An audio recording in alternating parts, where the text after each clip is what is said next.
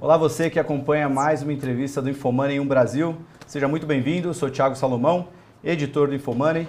Tem aqui comigo Érica Fraga, repórter da Brasil, que vai nos ajudar nessa entrevista muito bacana com Ana Carla Abrão. Ela que é economista, foi secretária da Fazenda do Estado de Goiás entre 2015 e 2017, é presidente do Conselho de Gestão e Finanças do município de São Paulo e sócia também da consultoria Oliver Wyme. Bom, a entrevista está sendo ao vivo pela Infomoney e também pelo Facebook. Primeiramente, gostaria de agradecer a sua participação, Érica, e já começar a primeira pergunta para a Ana Carla, aproveitando esse sucesso que você teve como secretária da Fazenda de Goiás, né? Você ajudou a promover um severo ajuste fiscal no estado governado pelo Marconi Perillo, e você até disse na sua despedida da secretaria que Goiás poderia pensar em crescimento num ano em que os outros estados estão focados em fechar as contas, né? Todos os problemas que estamos vendo no noticiário. Na sua visão, qual foi o grande diferencial para que Goiás tivesse um caminho diferente de outros estados do Brasil que estamos vendo hoje em dia? Bom, em primeiro lugar, é um prazer estar aqui com vocês e conversando aí com o pessoal do Infomoney, do Brasil. De fato, Thiago, quando a gente olha, hoje olhando em retrospecto, né, olhando lá janeiro de 2015, quando eu assumi a secretaria, eu costumo dizer, Goiás era um Rio de Janeiro, ou seja, tinha uma situação de desequilíbrio fiscal que era bastante importante, até em função da crise que já tinha iniciado ali, né, no segundo semestre de 2014, mas que certamente ela ia se aprofundar ao longo de 2015. O que a gente fez, liderado pelo governador Marconi, desde o primeiro momento, na verdade, até a partir de 2014 ele já tomou algumas medidas, né, de austeridade fiscal, foi justamente focar no corte de despesas. Goiás fez um ajuste focado em corte de despesas, não em aumento de impostos, e isso deu as condições para que a gente chegasse ao final de 2016 com as contas já dentro de uma normalidade bastante importante. E mais do que isso, a gente entrou num processo de privatização. Goiás, no final de 2016, privatizou as centrais elétricas do estado, a CELG, que foi um sucesso, teve um ágio aí de 28%. Então, garantiu que o governo de Goiás, que o estado de Goiás entrasse 2017 não só com uma situação de normalidade fiscal, com as contas, com as despesas cabendo nas suas receitas, né, do ponto de vista corrente, mas também com dinheiro em caixa para investir, que é o que está acontecendo. Uhum. Qual foi o maior desafio, Ana Carla, que você enfrentou lá nesse seu período à frente da secretaria? Érica, a comunicação, ou seja, o ajuste fiscal é sempre primeiro que ele tem que ser entendido como um meio e não como um fim. E, claro, ele cria situações, restrições de curto prazo que geram uma resistência dentro do governo, nos servidores, né, na máquina pública de maneira geral, e isso reverbera na sociedade. Então, eu te diria que a maior dificuldade foi justamente comunicar que aquilo era um processo que tinha como objetivo a retomada do investimento, que o Estado não tinha condições. E eu costumo dizer que o que aconteceu com o Rio de Janeiro é emblemático, porque no final das contas a gente teve o contrafactual, ou seja, o D0 de Goiás lá em 2015 era muito parecido com o do Rio de Janeiro. A nossa trajetória foi uma trajetória oposta, do ponto de vista, né, de um ajuste fiscal muito duro, e a gente chegou num lugar que é completamente diferente do Rio de Janeiro, né, que tomou medidas, até houve medidas que foram tomadas mais à frente, no caso do Rio, né, no ano passado, mas Goiás não, Goiás firmou ali uma trajetória de austeridade muito forte. Então, a dificuldade, o desafio era, naquele momento agudo de cortes, de notícias ruins, de restrições, de dizer não, você comunicar para as pessoas, para a sociedade e para a máquina como um todo, que aquilo é um mal necessário para a gente chegar lá na frente melhor. Essa palavra comunicação acho que é a palavra-chave não só para o Rio de Janeiro, né? O governo como um todo tem sofrido com isso. Pegando como exemplo o Rio de Janeiro, você até disse que a situação do Estado é praticamente falido, né? O Estado precisa de uma atenção diferente. O que fazer, então, para o Rio de Janeiro sair de uma situação como essa? Por que ele não consegue avançar nessas reformas tão importantes para tirar o Estado desse buraco? Agora vai avançar, certamente, né? O Congresso aprovou a Lei de Recuperação Fiscal dos Estados, que é uma lei de falência para estados, que a gente não tinha, né? O mesmo Tesouro Nacional não tinha esse instrumento para permitir que o Estado, que entrasse em colapso, como é o caso, né, do Rio de Janeiro, pudesse sair desse buraco. Então, com a aprovação da lei agora, o Rio de Janeiro vai ser obrigado a tomar uma série de medidas para receber recursos para poder sair do fundo do poço. Então, eu acredito que, claro, é um processo longo, é um processo doloroso, porque isso significa que o ajuste vai ser um ajuste longo e portanto, toda essa discussão do curto prazo, o que corta, as restrições todas vão ficar aí durante algum tempo, mas a solução agora está dada. É uma solução difícil, uma solução dura, mas pelo menos hoje o governador Pezão tem instrumentos para poder sair da crise. Porque o grande problema do colapso, e é isso que a gente lá em Goiás conseguiu evitar, é que você perde a capacidade de gestão do Estado, porque você não tem recursos mais. O Tesouro é obrigado a fazer o sequestro das contas. Isso é uma questão contratual e legal, ou seja, eu vejo que muitas vezes, né, a secretária do Tesouro ela é criticada por fazer esses sequestros, mas é uma questão legal, mesmo que ela quisesse, ela não poderia fazer diferente. E com isso, o próprio Estado, na medida em que você perde a capacidade de gerir seu caixa, por menor que ele seja, de fato você entra num processo de ingovernabilidade. E agora, recebendo recursos do governo federal, amparado numa lei de recuperação, eu acredito que as coisas entrem pelo menos num processo mais normal ou de menor anormalidade. Mas você diria que a crise dos estados com a renegociação, como você mencionou, foi aprovada recentemente, ela está perto de ser resolvida ou ainda tem um longo caminho até o Tesouro Nacional perceber que os estados que estão em situação mais grave estão, de fato, cumprindo o acordado? Como que você vê esse caminho até a gente poder dizer que a crise está resolvida? Não está, Érica. Na verdade, a crise está controlada, eu diria assim, porque a gente começa a ter alguns sinais, né, de aumento de arrecadação. Vários estados tomaram algumas medidas de ajuste mais pontuais até do que estruturais, mas a gente tem um problema enorme dos estados, que é a Previdência, que não está tratado. Isso é uma bomba relógio. Na verdade, é uma bomba relógio que tem mais minutos para explodir nos estados mais jovens e tem menos minutos para explodir nos estados mais antigos, né? Rio de Janeiro já explodiu, São Paulo, Rio Grande do Sul tem como a faixa etária, né, dos servidores públicos é mais alta, você tem aí uma massa, né, de rombo, né, de déficit da Previdência que só está crescendo. Então, a gente tem esse problema que em algum momento vai ter que ser atacado, vai ter que ser enfrentado, mas mais do que isso, do ponto de vista estrutural, ainda tem muita coisa para fazer nos estados. E isso depende, não do Tesouro, depende hoje de, primeiro, uniformizar as estatísticas fiscais. Hoje cada estado tem um grau de liberalidade, né, na publicação das suas contas fiscais, que não permite a gente ter muita clareza em relação ao tamanho do problema de cada estado. E tem, portanto, que enfrentar esse problema, mas eu diria até que a gente primeiro tem que colocar ele todo com mais transparência. E isso, na minha opinião, vai se dar por meio de uma revisão da Lei de Responsabilidade Fiscal. A Lei de Responsabilidade Fiscal vai ser o fio condutor que vai nos permitir enxergar o problema dos estados com a clareza que realmente precisa e, a partir daí, começar um processo mais estrutural para solucionar o problema dos estados. E no meio dessa crise política que a gente está vivendo, você acha que esse desfecho pode ser postergado? E quão sério é cada dia mais que a gente demorar para enfrentar essas questões? Eu acho assim, os problemas maiores já apareceram, né, que são os estados, né, o Rio de Janeiro, Minas Gerais e Rio Grande do Sul, que são estados grandes. São Paulo é um estado que tem as contas muito sob controle. Tem a questão da Previdência, que vai pressionar ao longo do tempo, mas do ponto de vista fiscal, é um estado muito arrumado. E quando você pega os outros estados importantes do ponto de vista, né, de tamanho, de representatividade, eles estão sob controle. Então, mesmo que a gente tenha um ou outro estado aí ao longo do caminho que entre, né, no processo de recuperação fiscal, do ponto de vista de escala, o que era grande mesmo para aparecer já apareceu. O que eu acho que, inclusive, dá uma tranquilidade para a gente nesse curto prazo. Eu não acho que a revisão da Lei de Responsabilidade Fiscal esteja na mesa agora.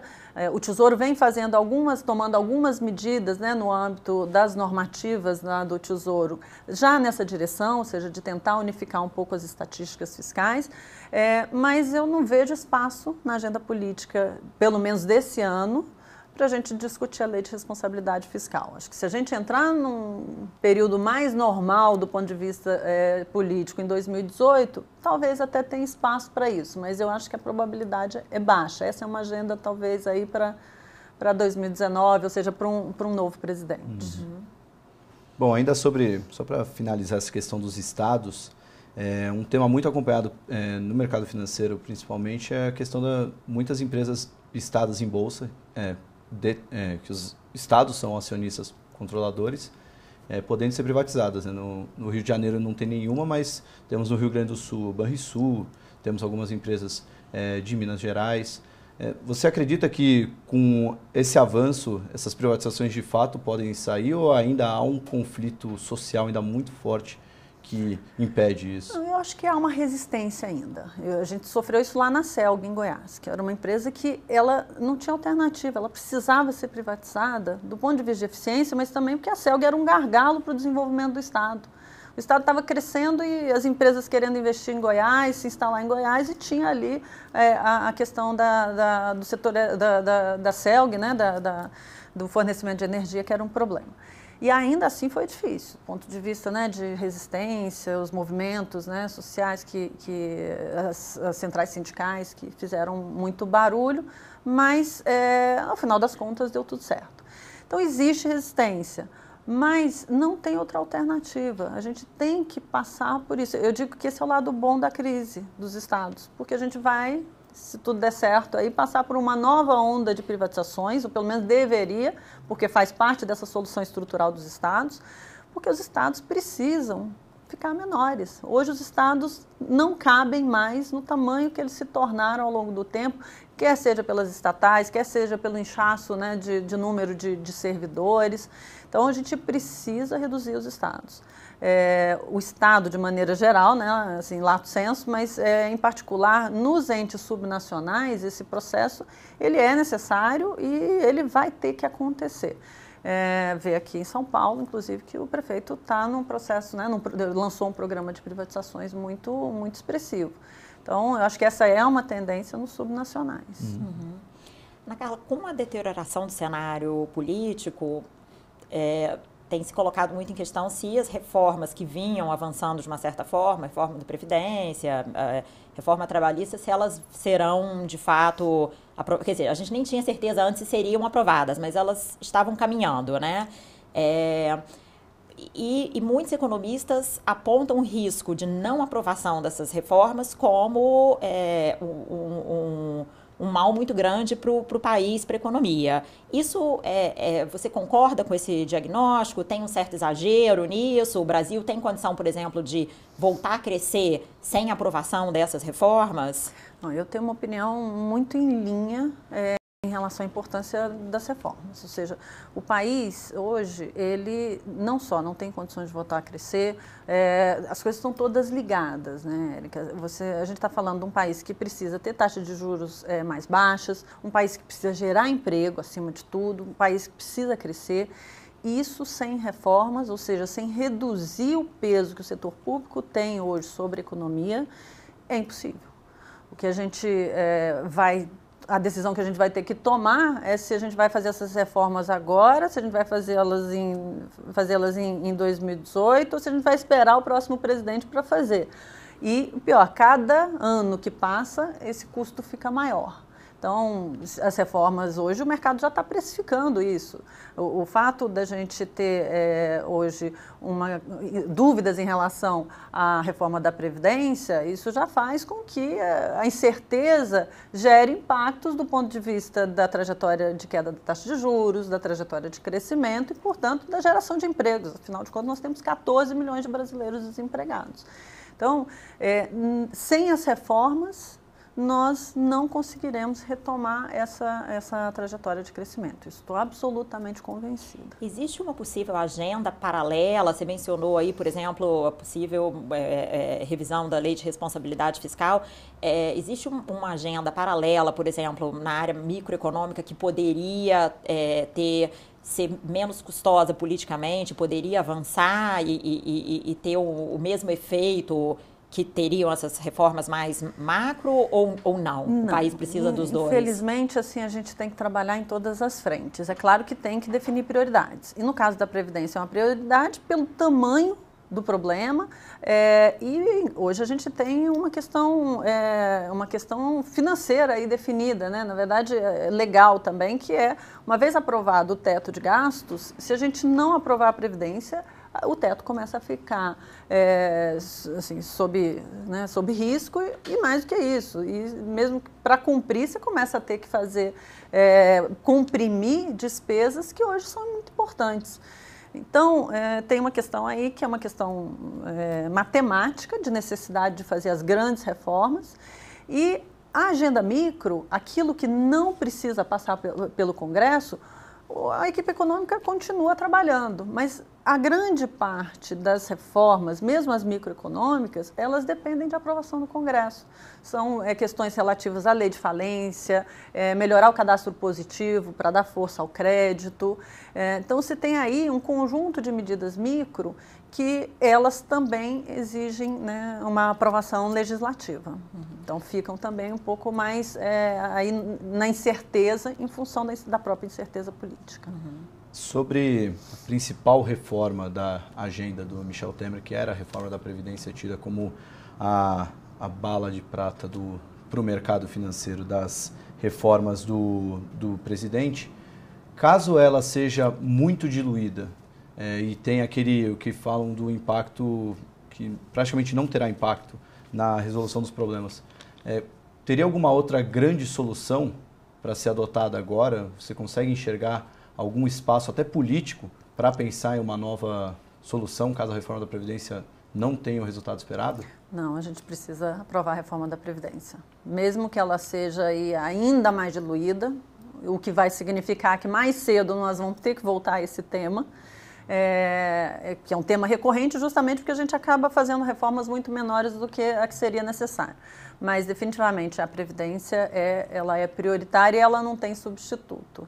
A gente tem aí a reforma trabalhista, que é muito importante, até para dar força para a economia voltar a crescer, mas do ponto de vista fiscal, a reforma da Previdência, sem dúvida alguma, é a mais importante. Lembrando que eu falei no início, que a gente ainda tem uma outra rodada, que é a reforma da Previdência dos estados, que de alguma forma, né, foi excluída da reforma federal, mas que nesse último modelo, né, na última proposta, daria aí 180 dias para os estados também fazerem as suas reformas.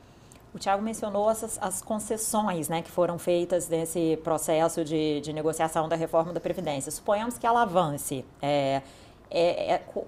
As concessões que foram negociadas, elas comprometem o impacto da reforma? O quanto comprometem? Você acha que o governo federal cedeu demais ou era necessário isso? 2 anos, né, no setor público me fizeram aprender que nem sempre o que é o ideal é possível do ponto de vista político. A gente tem lá o conjunto do que é o melhor, o conjunto do que é possível politicamente, a gente tem que tentar trabalhar na interseção. E acho que o governo cedeu naquilo que era necessário para viabilizar alguma reforma. Se me perguntar como economista, eu vou dizer, não devia ter cedido. Se me perguntar como alguém que viveu um pouco, né, da cena política e dos bastidores, eu vou dizer, bom, pelo menos é melhor do que não ter nenhuma reforma. O impacto, pelo que a própria equipe econômica diz, ainda é um impacto que está dentro da margem e, portanto, continua sendo uma reforma que melhora de forma importante a questão fiscal. Cada questão que a gente vai perdendo no meio do caminho, daqui para frente, ela tem um impacto. Então, é o que a gente conversou um pouco mais cedo, é uma questão matemática. São bilhões, cada item que a gente cede são bilhões a menos do ponto de vista da gestão fiscal. Então, isso tem uma conta para ser feita. O que eu acho é que, do jeito que ela está ainda hoje, ela é muito importante e ela ainda tem um impacto muito importante. À medida que se a gente for avançar e for ceder além, é claro que isso, mais uma vez, vai significar que mais cedo nós vamos ter que revisitar a questão da Previdência. Porque, de toda forma, nós vamos ter que revisitar, mesmo com essa proposta que está colocada. Se vai ser mais cedo ou mais tarde, vai depender da evolução do projeto a partir de agora. Como que vocês estão vendo a chance de aprovação desse projeto agora? A cena está tão complicada do ponto de vista político, Érica, que eu confesso a você que assim, eu me confesso incompetente para fazer essa análise política. Eu acho que a reforma ainda está colocada, está sendo discutida.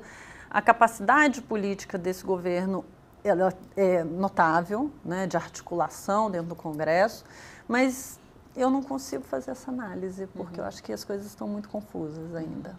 Bom, minha última pergunta é já fazendo um cenário que, para muitos no mercado, é um cenário bem nebuloso, que seria reformas só em 2019. Porque 2018 dificilmente deve avançar alguma reforma tendo ano de eleição, e caso não consiga avançar nada, mas temos visto uma relação bem diferente da sociedade com os políticos, né? Cada vez mais os nomes não políticos ganhando espaço. O presidente dos Estados Unidos, até o prefeito de São Paulo, são bons exemplos de pessoas que vieram do mundo privado e foram para o público e conquistaram o eleitorado. E você até disse numa entrevista recente que a experiência do setor privado pode mudar a cultura do serviço público e mostrar que é possível fazer mais com menos. Tentando ser o otimista no meio dos pessimistas, né? Caso isso vá para 2019, um novo governo, e venha um governo mais alinhado às ideias do mundo privado e não do mundo público, você acha que teremos uma cabeça mais fácil para aprovar essas reformas que o Brasil tanto precisa? Eu acho que 2018 vai ser uma prova de fogo para o país.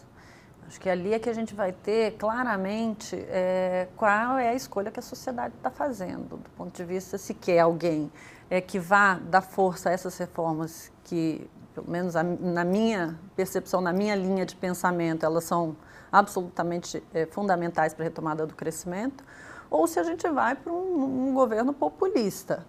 Inclusive, vou só fazer um parênteses aqui, que a única semelhança entre o Trump e o Dória é o fato de que eles vieram do mundo privado, porque do ponto de vista de gestão, nós estamos falando de coisas completamente diferentes.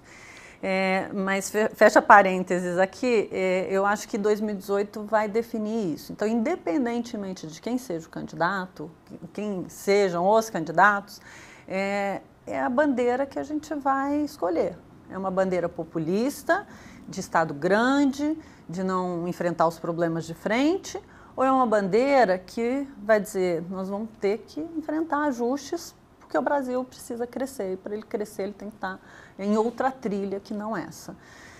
Então, eu diria para você que, vindo do mundo político ou vindo do mundo privado, isso faz menos diferença. O que vai fazer a diferença em 2018, e a gente está numa bifurcação, é que linha que o país quer adotar do ponto de vista de governo. E quando eu digo que as pessoas do mundo privado precisam vir para o setor público, eu digo isso principalmente do ponto de vista de gestão de órgãos públicos, porque primeiro você entende como é que o Brasil funciona e entende muito dessa dificuldade que a gente tem, porque o modelo é um modelo muito complicado. E, por outro lado, você contamina com práticas do setor privado, do ponto de vista de eficiência, da necessidade de cuidar de custos, que são conceitos que, infelizmente, o setor público não foi estruturado para trabalhar com essa cabeça. Mas, do ponto de vista de quem será o novo presidente, eu acho que a sociedade vai ter que fazer uma escolha, e vai ser uma escolha dicotômica, certamente. Queria encerrar a minha participação com uma pergunta de natureza um pouco diferente. Assim, ocupou cargos importantes de gestão no setor privado e no público, né, mais de uma vez. Participação feminina nesses dois mundos, em cargos desse tipo, ainda é bastante reduzida, embora tenha crescido um pouco. Eu queria te perguntar por que você acha que isso essa realidade ainda é assim? E como que é ser mulher nesses ambientes, mercado financeiro, consultoria, próprio setor público, nesses ambientes que ainda são predominantemente masculinos? Tem, Érica, claramente, assim, uma questão cultural, né? Somos poucas porque nós não fomos criadas para isso, né? Certamente, assim, minha mãe é uma senadora da República, uma das poucas.